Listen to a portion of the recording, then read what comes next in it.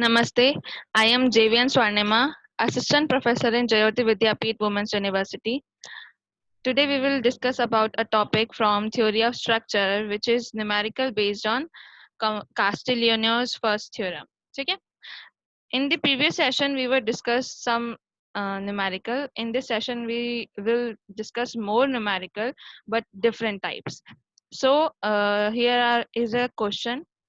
Question says a band shape as shown in figure have W load at C and fixed at A.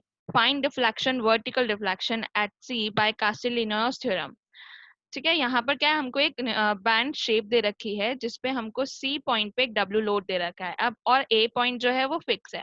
हमको बोला गया कि इस C point पे क्या करना है, हमको वर्टिकल डिफ्लेक्शन निकालना है। तो एज यूजुअल जैसा हम करते हैं, मेंबर हमारा सबसे पहले सी बी मेंबर है, ओरिजिन हमारा सी होगा।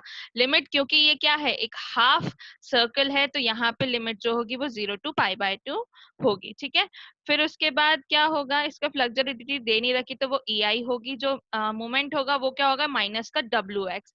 क्योंकि ये एक हाफ सर्कल है तो इसमें जो साइन थीटा यहाँ पे हमको दिख रहा है, एक एंगल बन रहा है, तो उसकी वजह से हमारे पास sine theta equal to x/r हम लिख सकते हैं।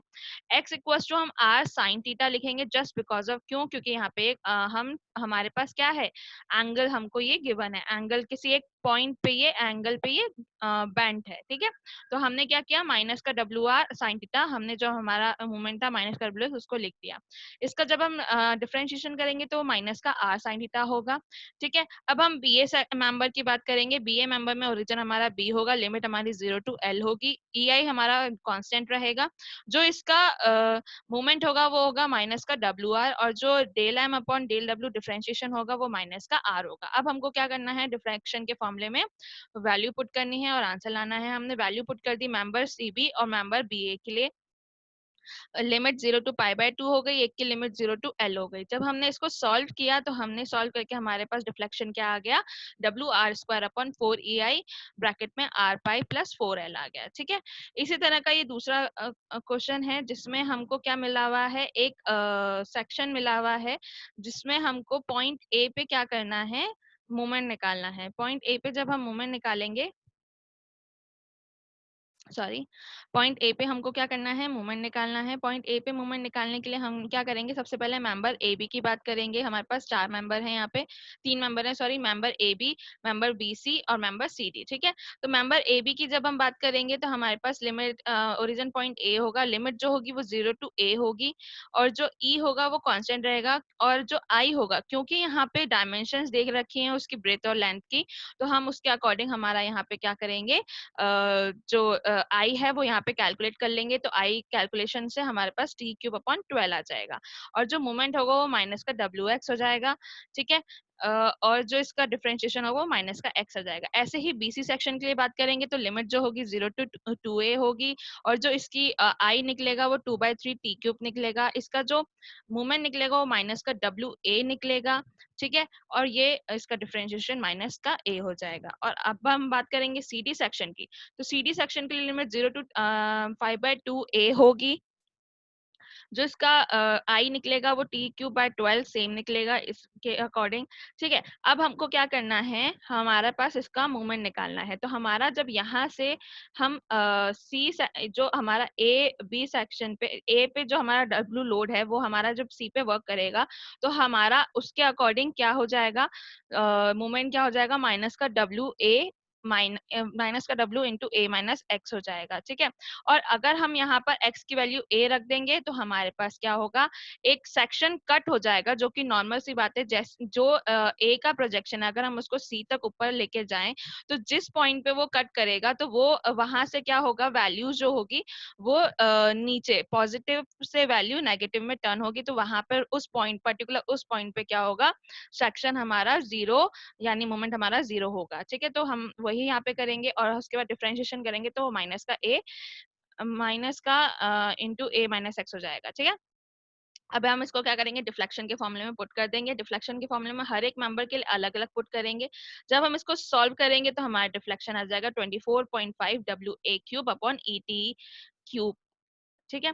नेक्स्ट हमारे पास क्या क्वेश्चन है कि हमको अगर मान लीजिए कोई एक यहाँ पे जैसे कि दे रखा है, फ्रेम दे रखा है, ठीक है, इसके अकॉर्डिंग हमको क्या करना है, कासिलिनो थ्योरम लगा के deflection, horizontal deflection find out करना है। किस पॉइंट पे, डी पॉइंट पे, ठीक है। इस डी पॉइंट पे एक डब्ल्यू लोड दे रखा है मुझको, ठीक है। अब यहाँ पे एक वीए भी काम कर रहा होगा, यहाँ पे एक वीडी भी काम कर रहा होगा, क्योंकि यहाँ पे एक हॉरिजॉन्टल लोड डब्ल्यू यहाँ पे लगा हुआ है डी पॉइंट पे, तो ऑब्वियसली बात है कि एच ए पॉइंट पर भी क्या होगा, एक हॉरिजॉन्टल लोड लगा हुआ होगा, ठीक है। अब हम इसके बेसिस पे अगर हम बात करें, सबसे पहले क्योंकि यहाँ पर इस फ्रेम में कोई भी वर्टिकल लोड या पॉइंट लोड नहीं गिवन है, तो हमारे जो वी और वीडी की वैल्यू होगी वो क्या होगी, 0 हो जाएगी। ऐसे ही जो मेरा एच ए होगा वो किसके इक्वल हो जाएगा, इस एच डी के इक्वल हो जाएगा, और एच डी की वैल्यू मेरे पास क्या है, डब्ल्यू है, ठीक है। अब हम क्या बात करेंगे, सबसे पहले अब हमको क्या करना है, होता है मूवमेंट निकालना होता है, कैलकुलेट करना होता है। तो उस मूवमेंट कैलकुलेट करने के लिए हम क्या करेंगे, इस मेंबर को, जो मेरा ये फ्रेम है, इसको मैं क्या करूंगी, सबसे पहले अलग अलग कर दूंगी, ठीक है। इसको मैंने अलग अलग कर दिया, ठीक है। अब सबसे पहले मैं इस ए बी सेक्शन की बात करूंगी। बी सेक्शन और सी सेक्शन क्या है, रिजिड जॉइंट है, तो इनमें क्या होंगी, तीन तीन रिएक्शंस होंगी, ठीक है। तो वही हमने यहाँ पे लगाई है, हमारे पास ये तीन रिएक्शंस हैं, ठीक है। एक यहाँ पर भी हमारे पास तीन रिएक्शन है, यहाँ भी हमारे पास तीन रिएक्शन होगी, और यहाँ भी हमारे पास तीन रिएक्शन होगी, ठीक है। अब सबसे पहले ए बी मेंबर की हम बात करते हैं। तो वर्टिकल जो लोड ए है, वी ए है जो है वो 0 है, तो ऑब्वियसली बात है वी बी क्या होगा, वो भी 0 होगा, लेकिन दोनों अपोजिट डायरेक्शन में होंगे, क्योंकि हमारा हॉरिजॉन्टल लोड डब्ल्यू जो कि हमारा एच ए है वो डब्ल्यू के बराबर है, तो वो डब्ल्यू क्या है, इस डायरेक्शन में लग रहा है, तो मेंबर के लेफ्ट डायरेक्शन में लग रहा है, तो ऑब्वियसली बात है बी पॉइंट पे वो राइट डायरेक्शन में लगेगा, ठीक है। फिर उसके बाद जो मूवमेंट है, वो यहाँ पे जो मूवमेंट है इस डब्ल्यू लोड की वजह से, इस एच डिस्टेंस पे अगर हम बी पॉइंट पे कैलकुलेट करेंगे तो वी डब्ल्यू इंटू एच होगा, ठीक है। और वो क्या होगा, क्लॉकवाइज डायरेक्शन में होगा, ठीक है। तो उस क्लॉकवाइज डायरेक्शन को अगर हम चेंज करेंगे और बी पॉइंट पे हम बात करेंगे, तो ऑब्वियसली बात है वो क्या होगा, एंटी क्लॉकवाइज हमको वैल्यू देगा, एंटी क्लॉकवाइज वैल्यू देगा, ठीक है। अब हमको क्या करना है, इसी के बेसिस पे हमको इस पॉइंट पर भी लोड्स यहाँ पे रेफर करने हैं, ठीक है।